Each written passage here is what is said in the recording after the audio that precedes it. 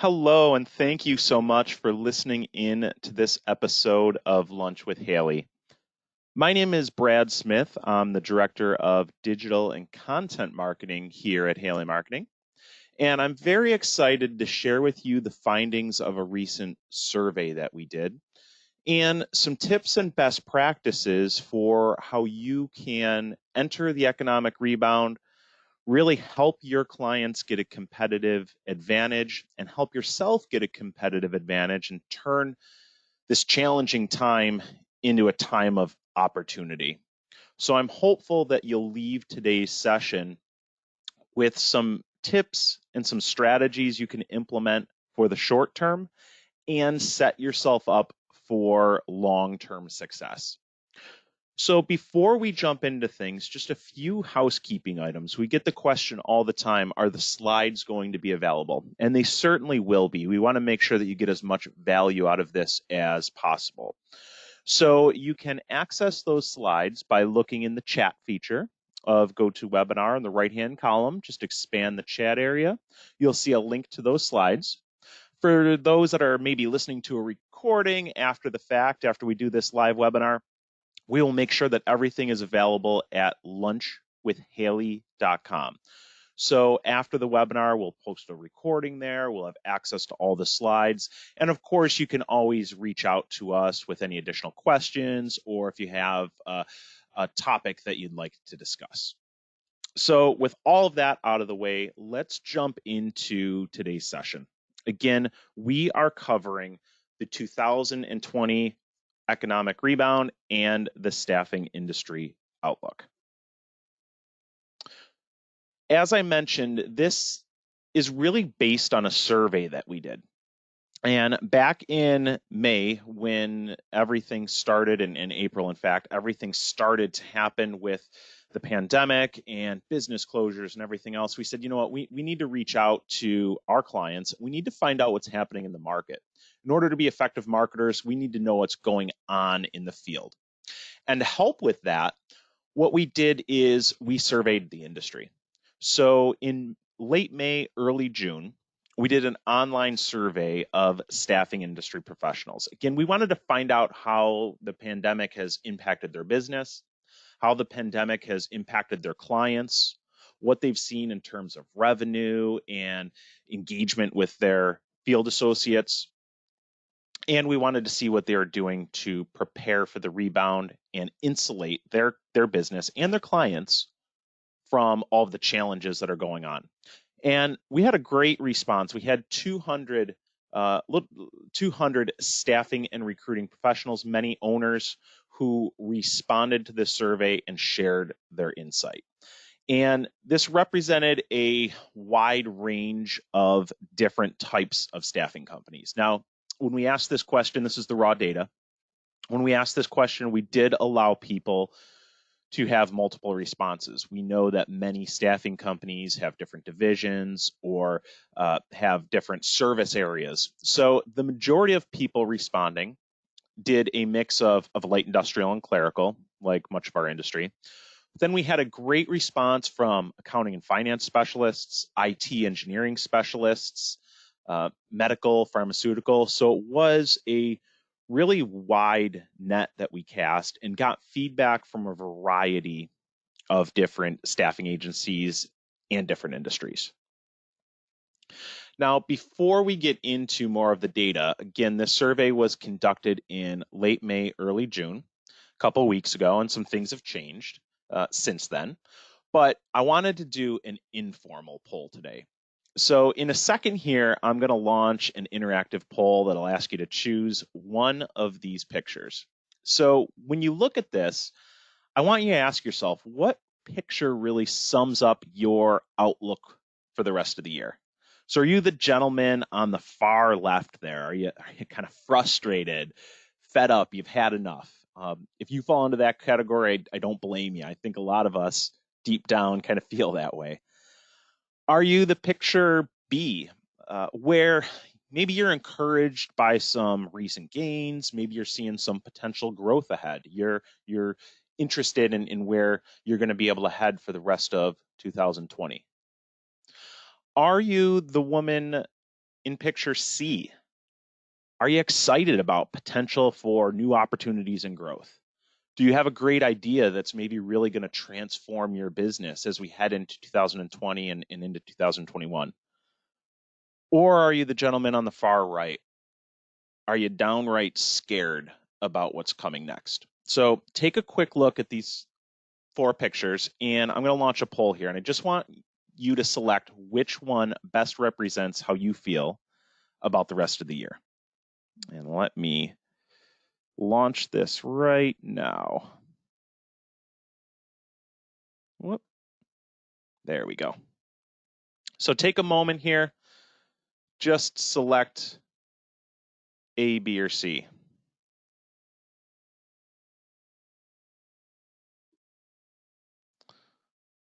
All right, looks like for whatever reason the poll did not launch right away. Maybe I went too went too quick here. Sorry about that. If you could just use the questions panel to include your answer, that would be great. All right, we're getting some A's, C's, D's, B's.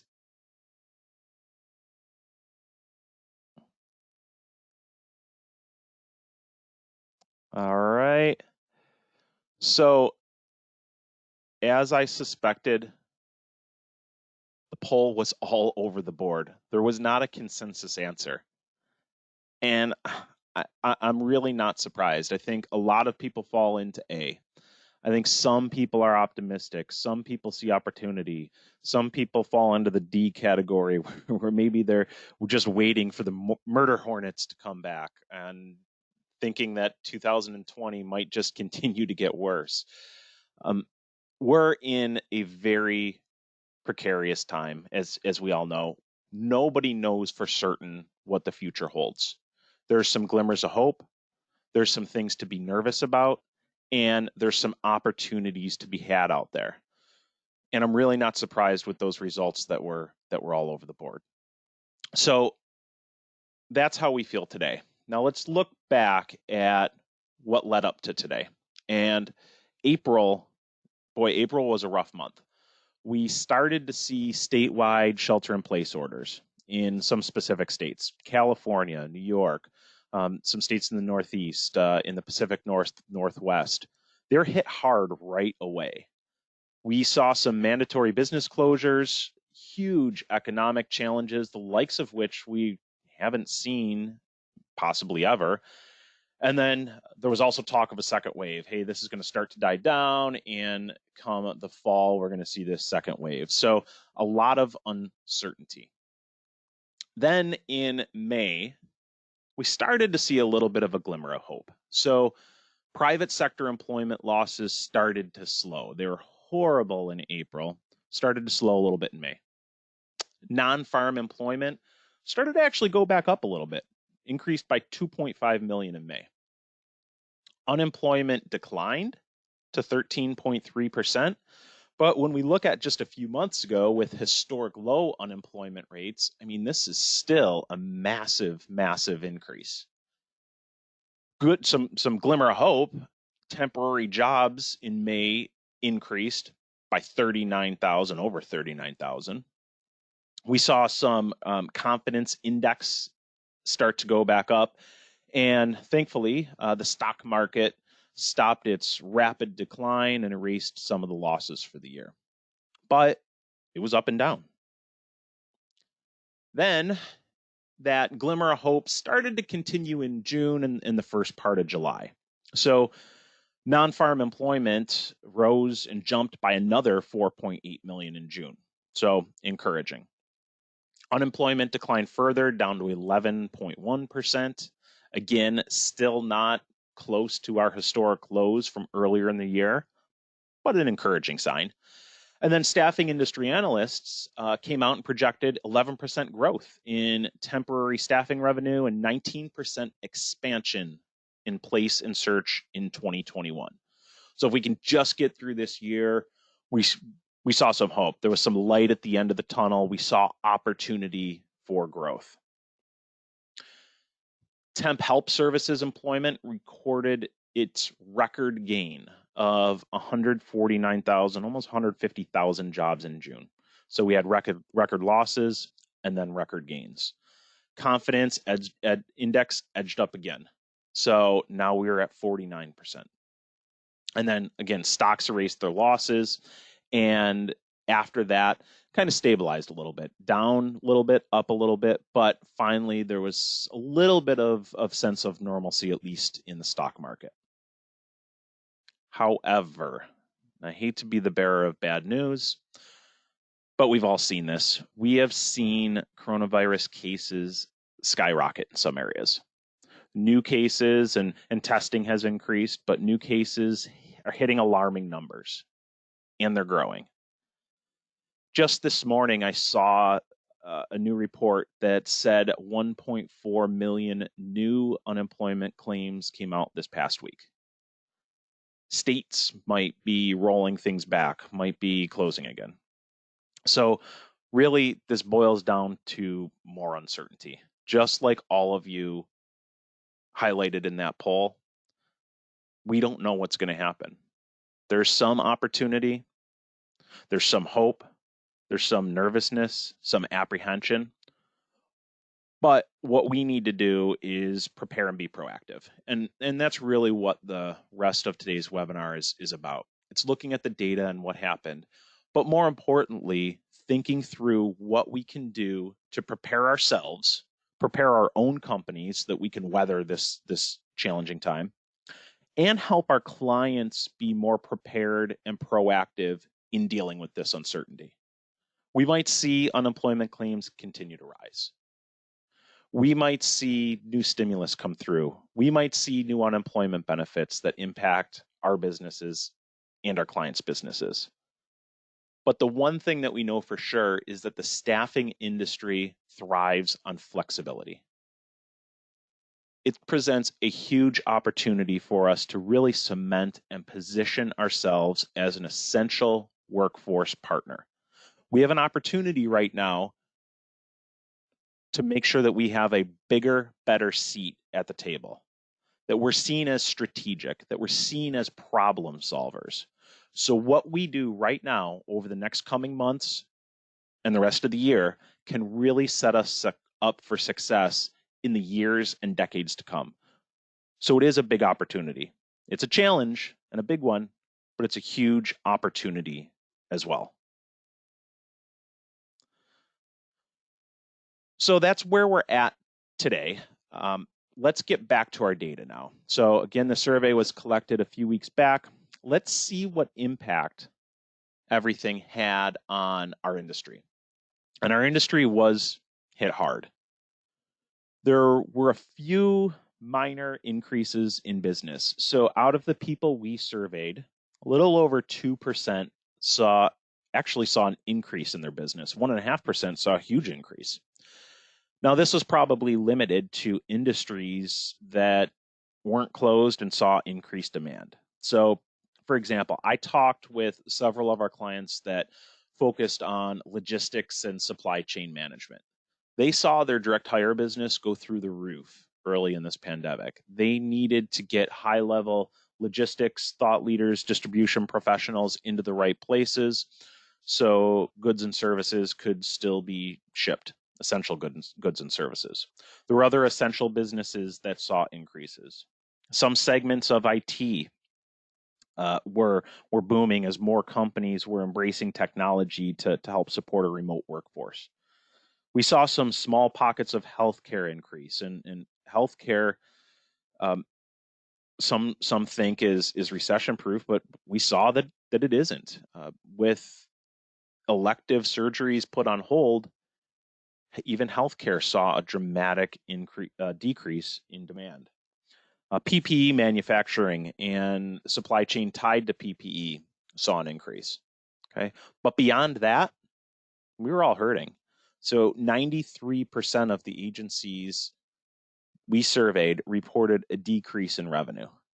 And what's even more scary is that 6 in 10 saw their revenue decline more than 30%. We had a lot of clients in the hospitality sector who overnight lost 90, 95, almost 100% of their business. and they needed to pivot very, very quickly. Now, thankfully, as of the time of this survey, 52% of companies did not have to change their internal staff levels just yet.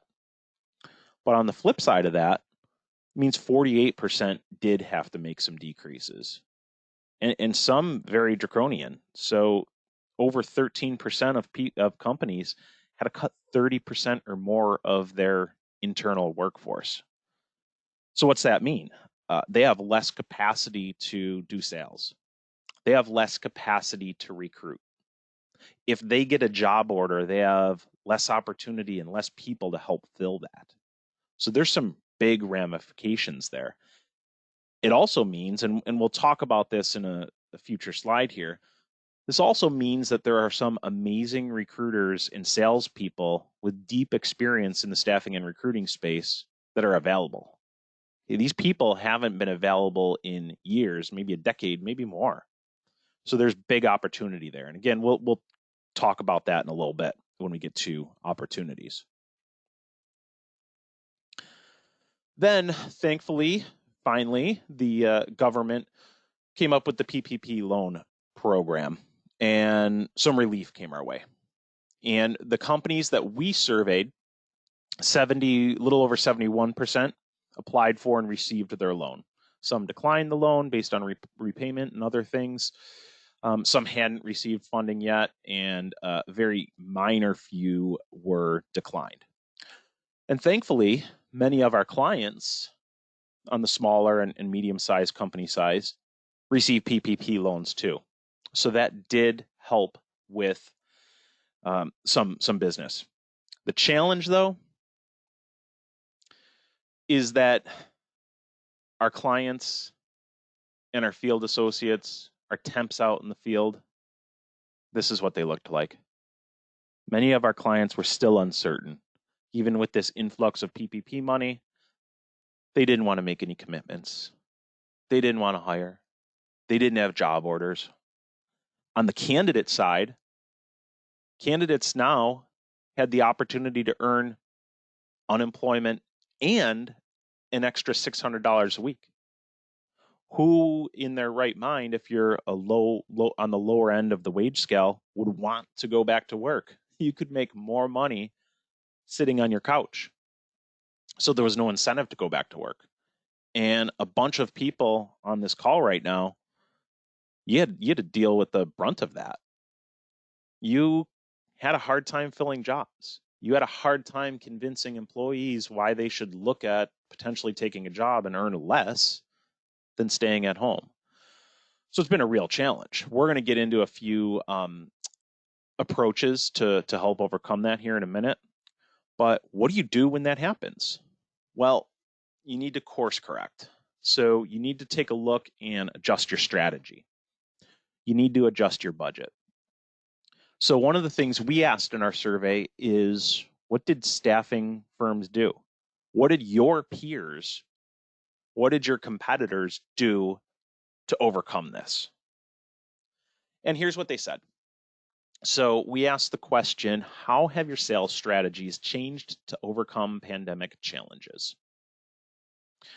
And the majority of people, or the highest response, was that they focused on securing more market share with their existing clients.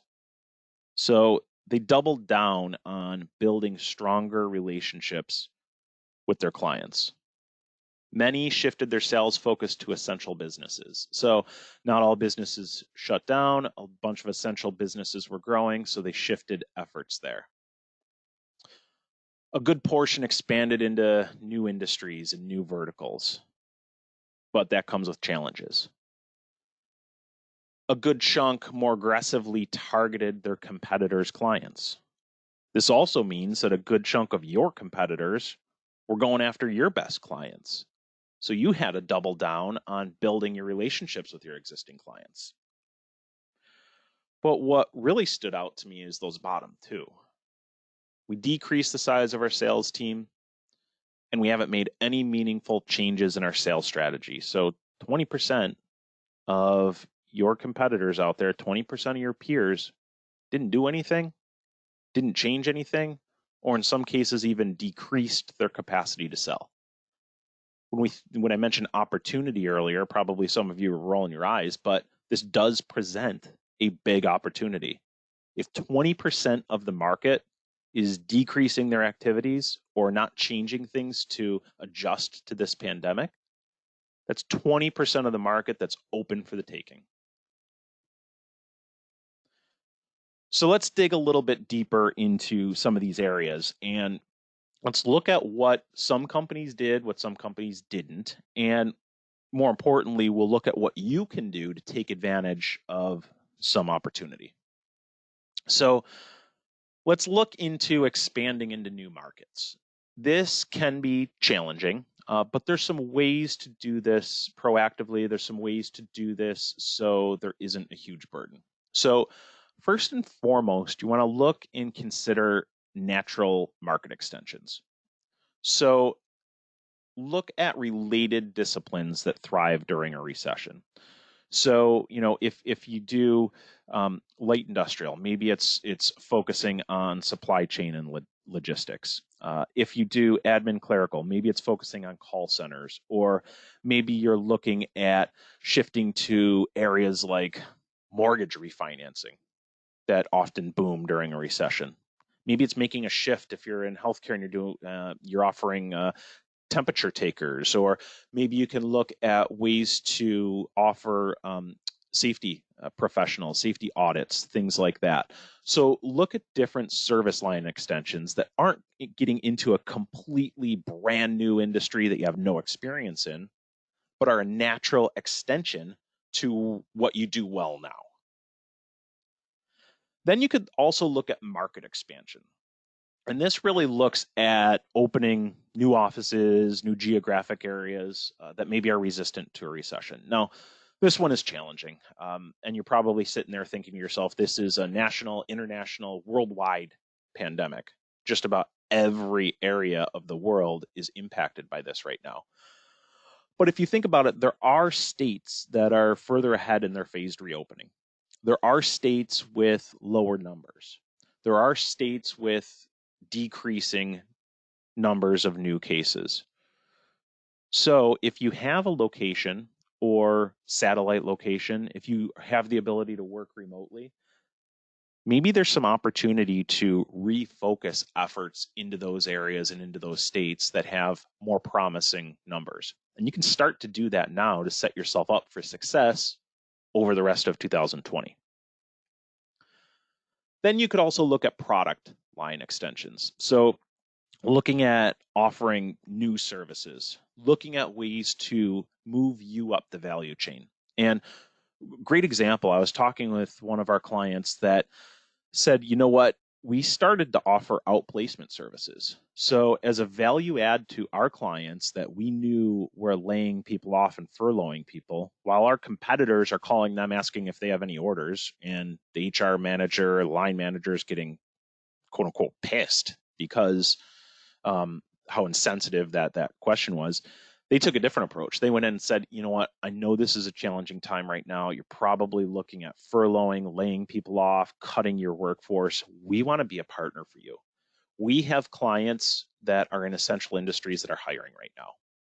We have the opportunity to help your people make a smooth transition to another opportunity on a temporary basis. And hey, by the way, when you're ready to reopen, when you get to that point, you can have all your people back.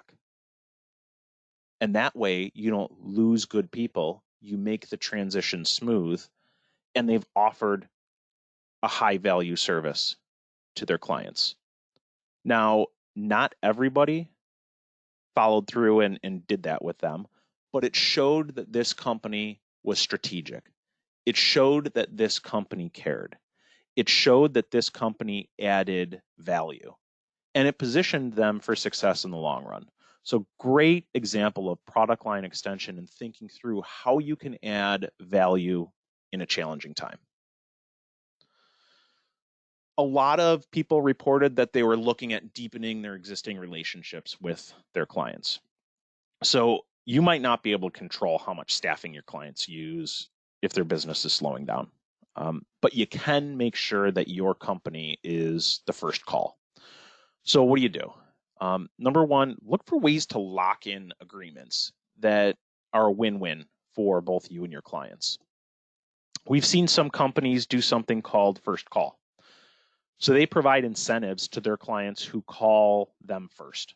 So instead of working with 4 staffing companies and giving those 4 staffing companies all the order at the same time, give us 24 hours, give us 48 hours, give us an opportunity first to place a great person with you. And by the way, you'll get an incentive, you'll get a discount by doing that. It's a great opportunity to secure more business, add value to the client, and help them overcome some of their biggest challenges. You could look at volume discounts. This, again, might be a little bit of a challenge right now, but is there an opportunity to do volume purchase incentives? If you're one of many suppliers in a company, could you work out an arrangement to secure more of the business and decrease your rate a little bit? Could you become single source? Can you become their sole provider? Might be a challenging sell, but you need to make sure that there's a win in it for them too. MSP, could you grow your MSP volume? Or look at on-site or even remote on-site opportunities.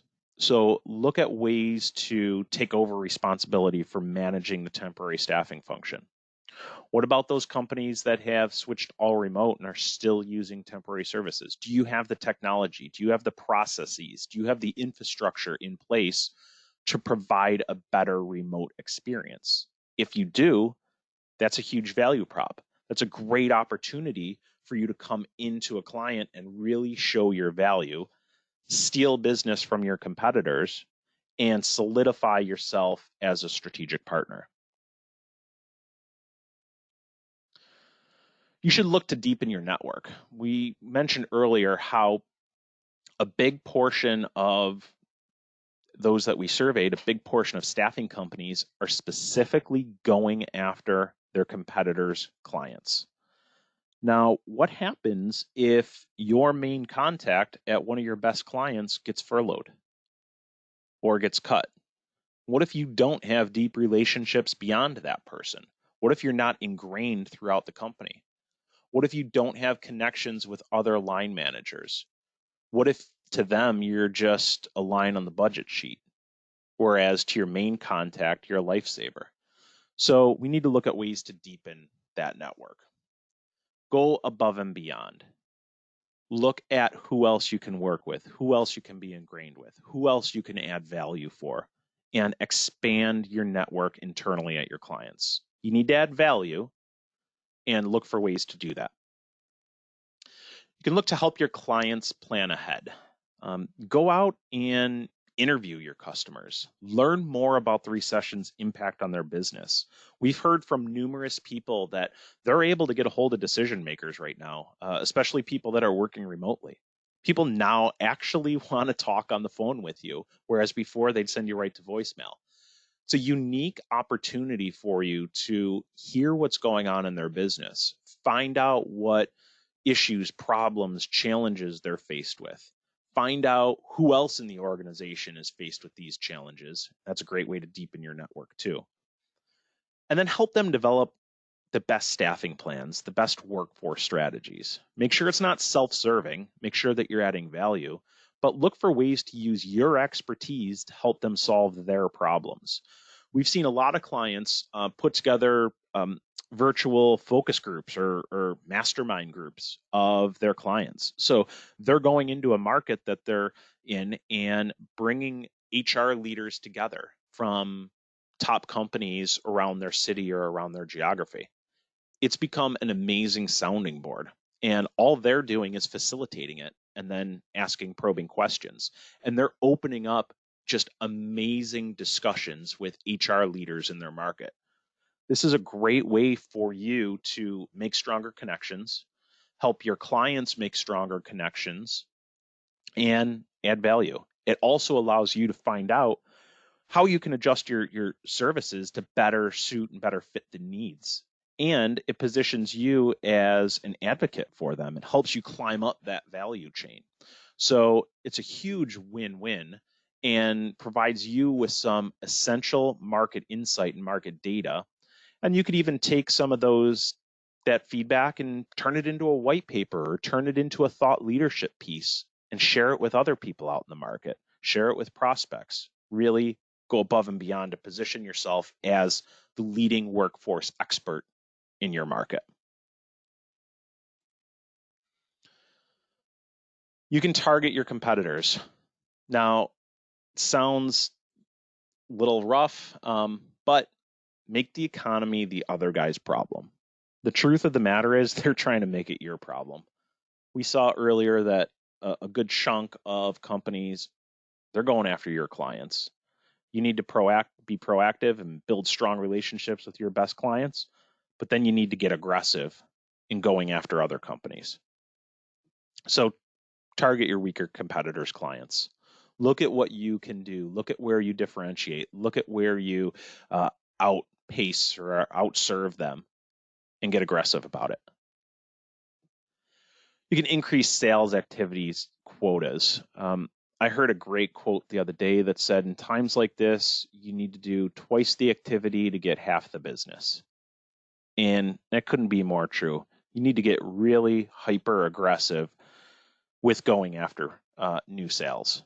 And once you get those new sales in, you need to make sure that you fulfill on them. I alluded to this earlier, but we saw that, I want to say 48% of companies had to make some internal staff decisions. They had to let some people go. Some companies had to let go more than 30% of their workforce. So what's that mean? There's a lot of top employees out there. Okay, there's a lot of great salespeople. There's a lot of great recruiters that are currently available. Could you hire those people from your competitors? Could you steal existing people from your competitors? They're stressed and overworked. Do you have a better opportunity for them? Take this chance to top grade. Take this chance to add in true superstars to your team to set yourself up for success for the rest of the year and going into 2021. And then we need to recruit better, harder, faster.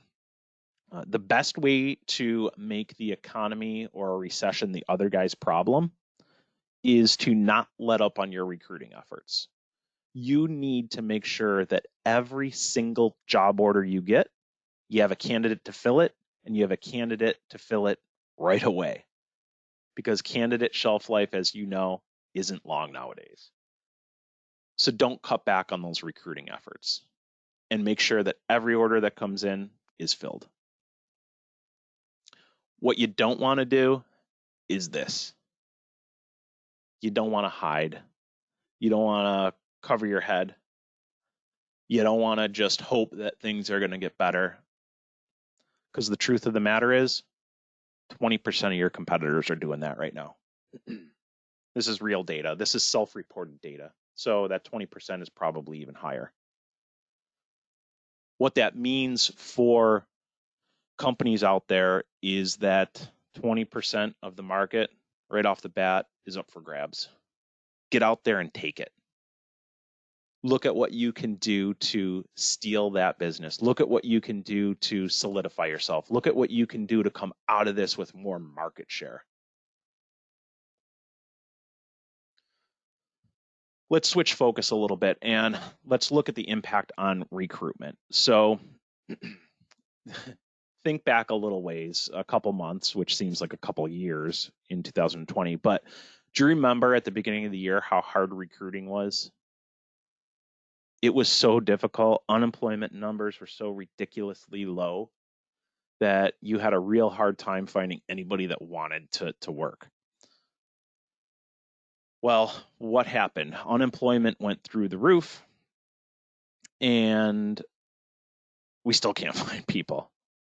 But what happened is that a lot of companies have drastically cut their recruiting budget. Just about a third of companies kept their recruiting budget the same. Couple increased, but not many. But look at all the companies that reported huge decreases in their recruitment spend. So what we had hoped is that recruiting would get a little bit easier, right? Unemployment goes up, should be easier to find people. What we found is that because of the increased unemployment benefits, nobody wanted to go back to work.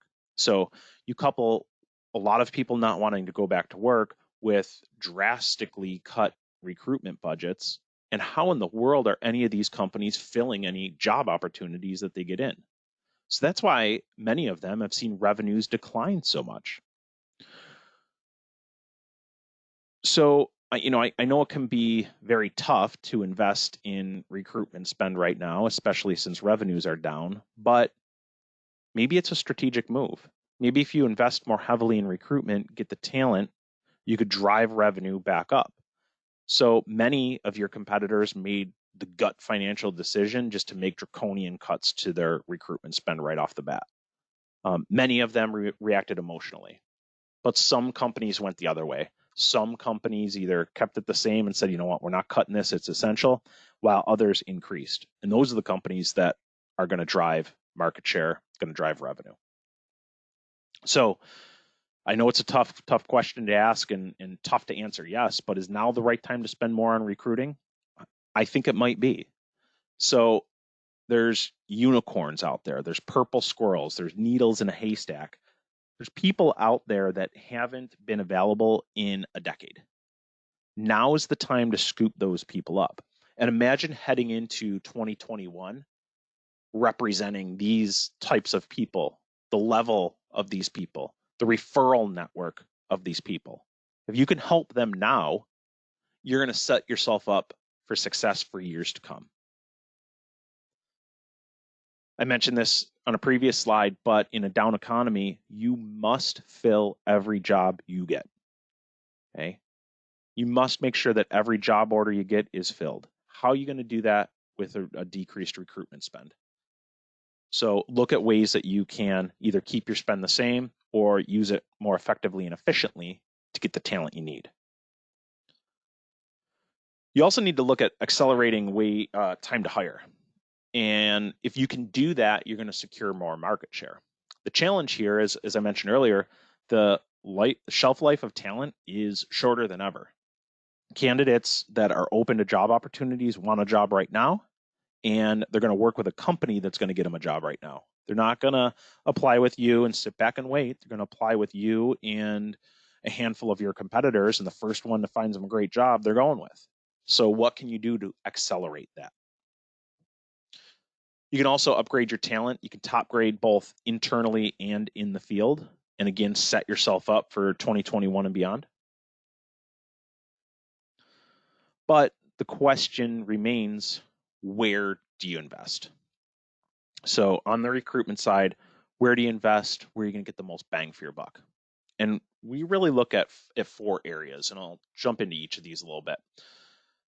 Matt Lozar from our team, our head of recruitment marketing here, has full presentations that go into each one of these areas and these pillars of recruitment marketing. You can see that on lunchwithhaley.com if you want more information on any of these areas, or you can reach out to him and talk directly. But where you want to invest is number one in employer branding. So you need to think about how you're seen and viewed in the marketplace. Do you have a clear message about the value you provide to job seekers? And it can't just be we offer benefits, we help you find a job, ... You need to think about the true value that you offer to job seekers. You need to make sure that that message is conveyed on your website. It's carried through to social media. You use email marketing, you use text messaging to make sure you reinforce that message over and over and over again. You need to take a look at your online reviews. And especially now you need to take a look at that. So if you've had to make cuts and you've had to let field associates, field temporaries go, you need to make sure that you're staying on top of your reviews because those people probably aren't happy. You want to make sure that that's not negatively impacting your employer brand moving forward. And then you need to proactively build positive reviews. You need to make sure that your website looks like one of the best companies in your market. People have a choice. Clients have a choice. They want to work with a winner. What's your website say about you? And then do you provide a great candidate experience? What's your application process look like? Do your recruiters call people back? Are they honest? Are they having transparent conversations? All of these things go into employer branding. And if you want to be able to fill those job orders, you need to have a rock solid employer brand. The next pillar and where you want to look at investing is social recruiting. So right now, social media traffic is through the roof. Facebook, Instagram, LinkedIn, they're seeing record numbers of engagement, record visits, record usage. So are you visible in Facebook, LinkedIn, Instagram, Twitter? Is your employer brand coming through clearly on those social outlets? Are you using paid reach to expand your network? So if you're not using paid, I'd suggest starting it right away. We've seen absolutely amazing results and return on paid social outreach. If you're just relying on organic, you're getting in front of a small portion of your audience and you're not getting in front of new people most likely. So use paid to reach new people. I mentioned it earlier, but we want to promote your employment brand on social. And perhaps most importantly, you need to outline how you help candidates find a job now. Speed is of the utmost importance right now. That's what candidates want. When they decide they want to go back to work, they want to do it and they want to do it now. What can you do to streamline that process? Next, you want to look at job advertising. I mentioned earlier that a lot of staffing companies have dramatically cut their job board spends and their job advertising spend. And this is a huge, huge opportunity for you right now to corner the market. As your competitors cut spending, the staffing companies that increase spending are going to get the talent. Now is the time to steal more candidates. I'd also suggest looking at investing in technology. So it's not always about just spending more money. It's about spending your current budget more wisely. So looking at what sites are actually driving the most return, looking at what sites are getting the best candidates for the lowest cost, looking at ways to better allocate your spend so you're not wasting spend on a job that you can fill day in and day out, and you're spreading that out, making sure that you're only paying for enough applications to fill the job order. So there's technology out there that will help you do and manage all of this. And I mentioned Matt Lozar earlier. Reach out to him from our team. He'll walk you through this. He'll give you some great insight into this. Next, your career site. We need to make sure that your career site is optimized. And this is a biggie. So you could do all of those three things above to the best that you could do it. And if your career site isn't up to snuff, if it's not easy for candidates to apply, if your conversion rate stinks, you're going to be throwing money out the window. So make sure that your career site is simple and easy to use. Make sure that it's mobile optimized. Make sure that it gives people a reason to want to work for you instead of your competitors. Make sure that your jobs are optimized and going out to Google for jobs. I have clients that are getting thousands and thousands of candidates a month just because they're using the right technology to have their jobs indexed by Google. And it's free. So make sure that you're doing the right things. Make sure that your jobs are getting pushed out to aggregators like ZipRecruiter. Look at conversion rates on visitors to application. Make sure you have automated talent re-engagement to bring candidates back. Okay, oftentimes it's not a one visit application. You need a way to stay in front of those people. Can people sign up for job alerts, job agents? Make sure that your career site has that functionality. And then if you have a referral incentive, make sure that you promote that. We've seen staffing companies that have had amazing success with referrals and referral programs, and it's often the best source of candidate. So look for ways to really take advantage of that and make sure that your career site highlights that. Now let's take a look at market visibility. So we asked the question, how's your marketing budget changed? So in addition to recruiting budget, we wanted to look at overall marketing budget. And what we found is that a bunch of people made pretty big cuts to their marketing budget. Very few, just over 20% actually increased. A big portion kept it the same. But digging deeper into this, what we found is that staffing firms took a reactionary approach to marketing. So 42% cut their marketing and spending activities, 1/3 kept it the same, and 21% increased.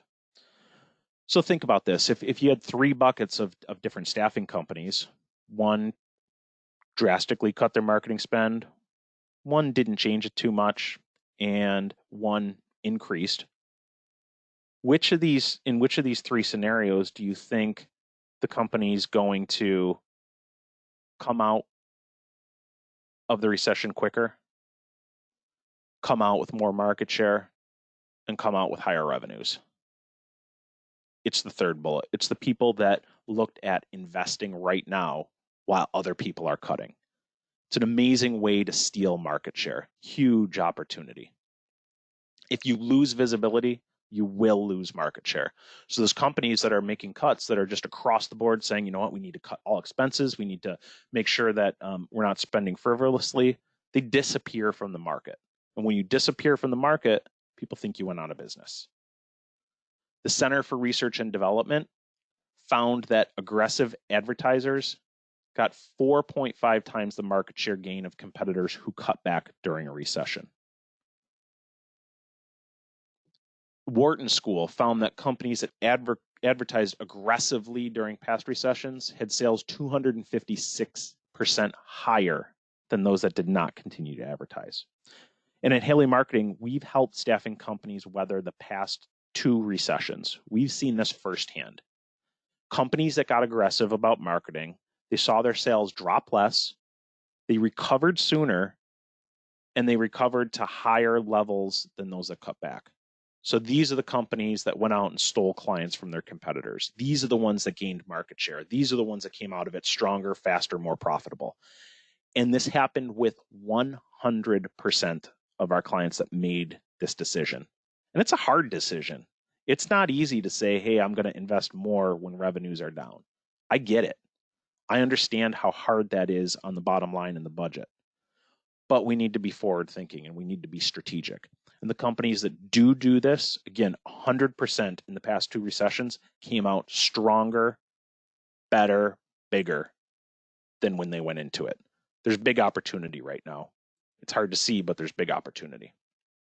So if you do make that hard decision on where to invest or make that hard decision to invest more, here's what companies reported to be the most effective. So we asked the question, rate the effectiveness of the sales and marketing tools during the pandemic. So what we really found is that there wasn't one single tool tactic that really was head and shoulders above the others.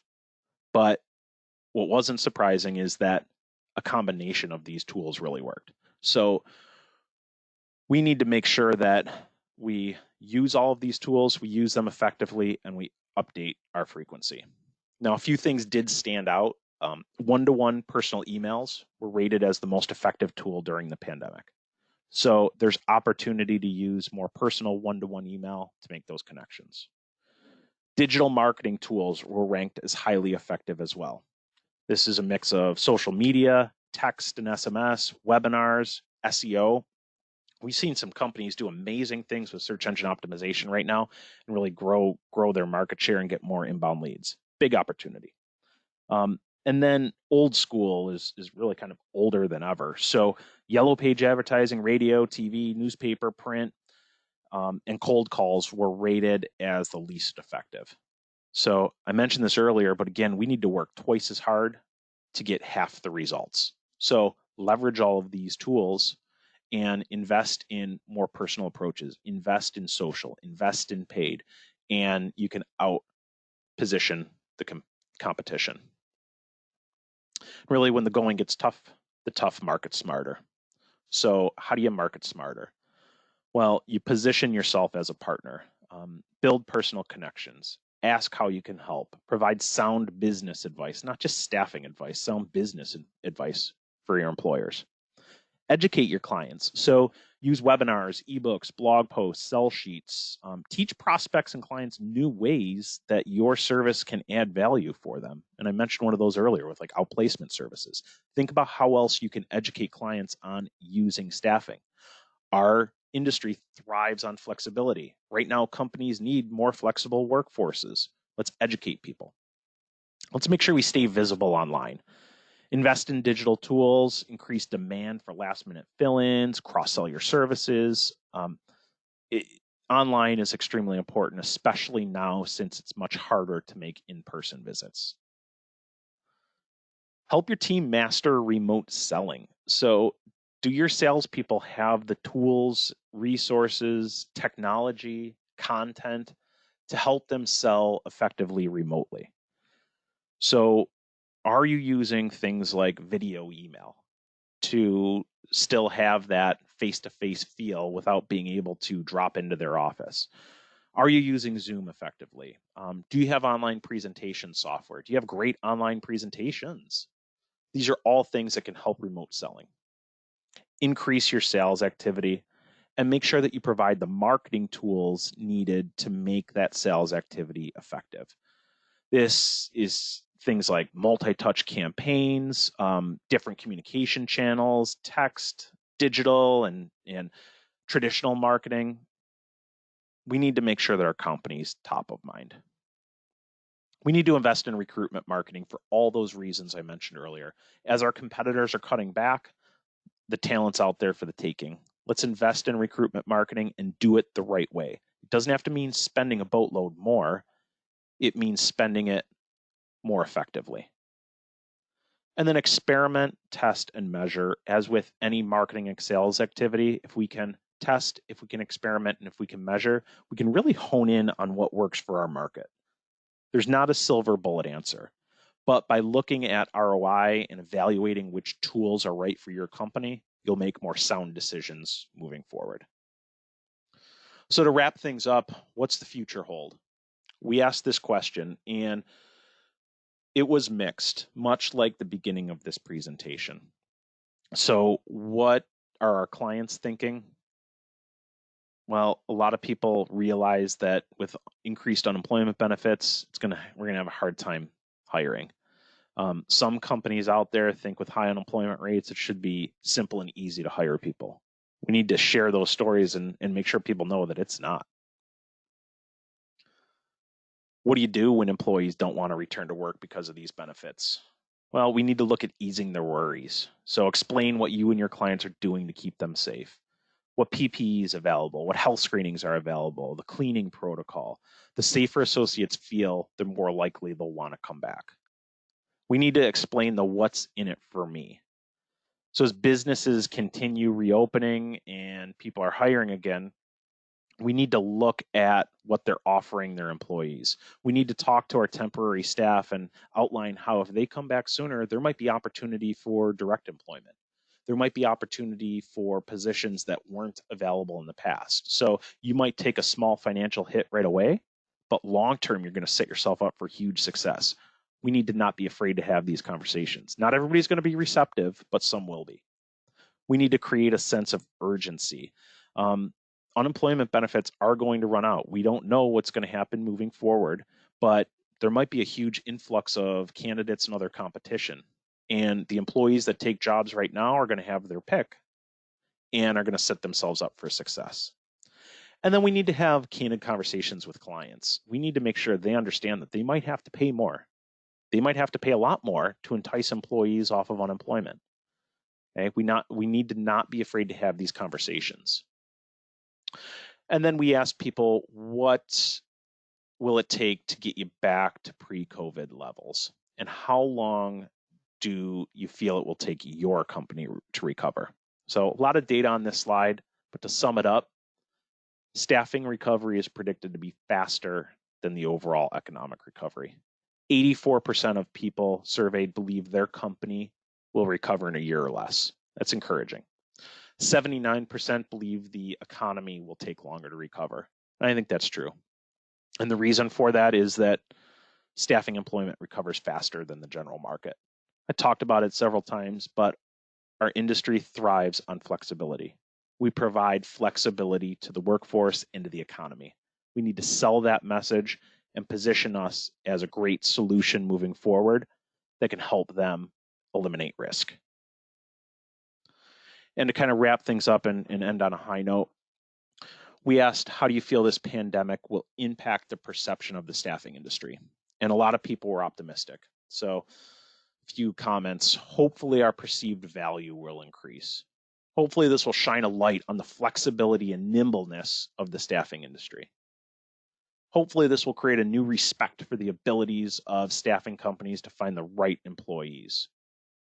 Hopefully it will make us necessary because companies won't have to hire and have to lay off talent due to surges that may occur with COVID returning in the fall or winter. They want a more flexible workforce. So you see that repeated over and over and over, flexibility. So entering the rebound, to sum things up, how do we ensure a bright future? There's no single answer, okay? But we can strengthen our core capacities, get even farther ahead than the competition, diversify into new services that match your skills and your abilities, digitally transform your business to improve customer service, increase efficiency, and lower your cost of delivery. Get more aggressive about marketing. Mentioned earlier, the companies that do 100% of the time come out of it faster and stronger with more market share. Provide your sales and recruiting team the tools that they need to stay visible, strengthen their positioning, and get as many opportunities as possible. To help, we've put together a bunch of resources. We have the findings from this survey. You can find that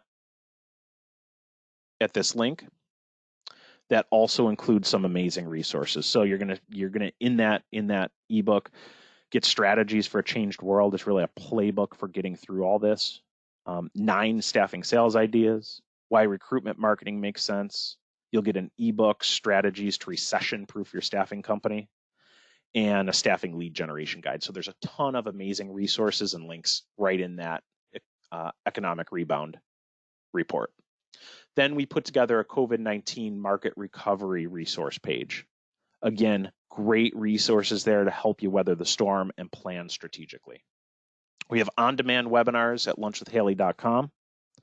And then we have our Ask Haley blog that's current, up to date, and really walks you through what's going on in the industry right now and gives you some solutions. So with that said, I wanted to open it up to questions. If anybody has questions, comments, anything that's working well for them in their market, we'd love to share those ideas. So if you don't mind, ask those questions. I'll stay on. I know we're just about time, but I'll stay on for any open questions. And if you do have something that you'd like to discuss offline, feel free to reach out to us. We have the 800 number here. Reach out to us via email, connect with us on social. Now, while questions are coming in, I wanted to remind you that we have a great session coming up. It's how to sell staffing using branded content. And this is from our Mamu Smart Content division. They are going to walk through how to use content to position yourself as an expert, to differentiate your staffing firm, to add value, and to give your people something to really talk about. Instead of just cold calling and saying, hey, do you have any openings? This is going to give you great content, great thought leadership to really position yourself as a consultant and not a salesperson. It's going to arm your salespeople with the tools they need to be successful and outpace the competition. So I encourage everybody that's on this to go to lunchwithhaley.com and sign up for that webinar. I think you'll find a lot of value. So with that said, there were a few questions that came in, and one was, our issue currently isn't clients, it's finding the candidates. And Joe, you're not alone. We're hearing repeatedly, especially with these increased unemployment benefits, that candidates just don't want to go back to work. And how can you blame them, right?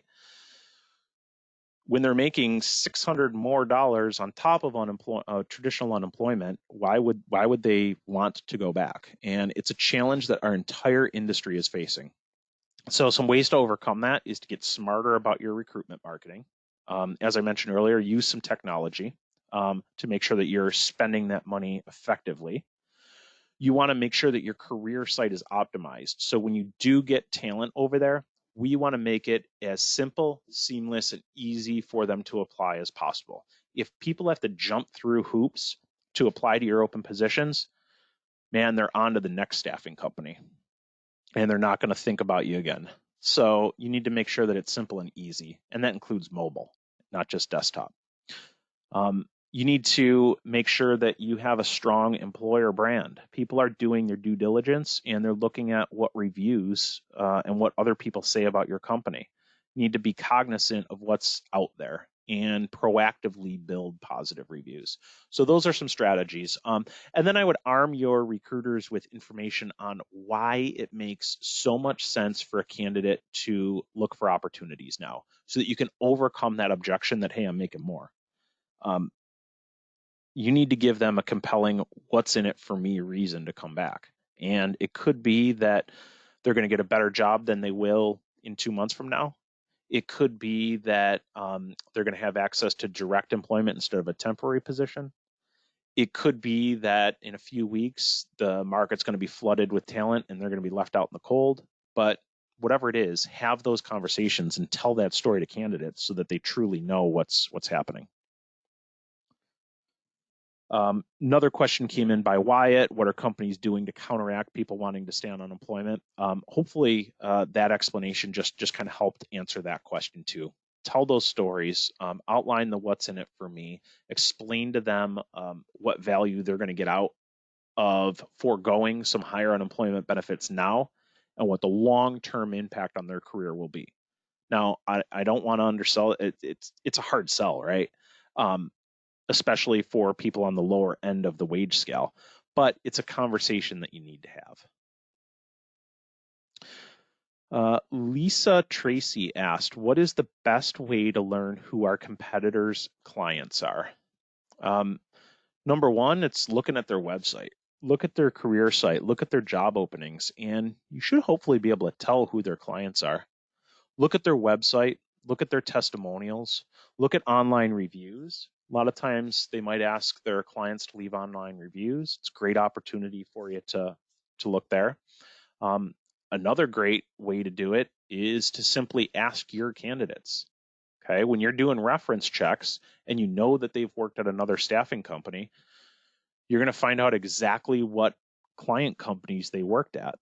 And that's your list. That's your list of clients to go after. Let's see. And then just a few more comments came in, no real questions. But I would encourage you, if you do have questions, reach out to us. Let us know what we can do to help. Here's our contact information. We will also make sure that this recording and slides are available at Lunch with Hallie. Thank you all so much for taking the time today. I hope you found some value out of this. I hope you found some things that you can implement in your company, and best wishes for getting through a challenging time and coming out of this stronger. And if you do the right things, I know that you will. And if there's anything that we can help with, anything that we can help to do to make sure you're doing the right things, please let us know. Thank you so much.